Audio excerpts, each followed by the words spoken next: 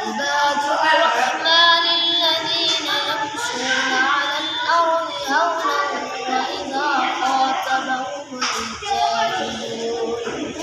وإذا خاطبهم الجاهلون قالوا سلاما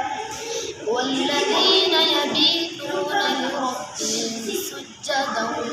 وقياما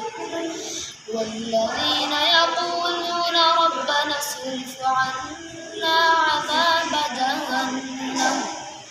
إن عذابها كان غراما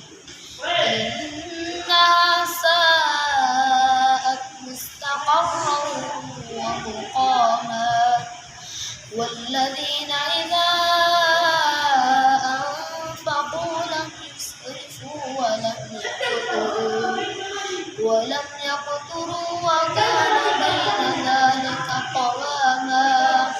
والذين لا يدعون مع الله إلها آخر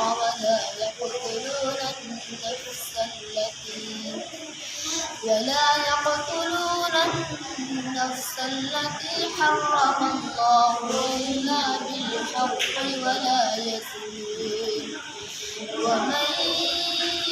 يفعل ذلك يلقى أثاما يضاعف له العذاب يوم القيامة ويخلد فيه مهانا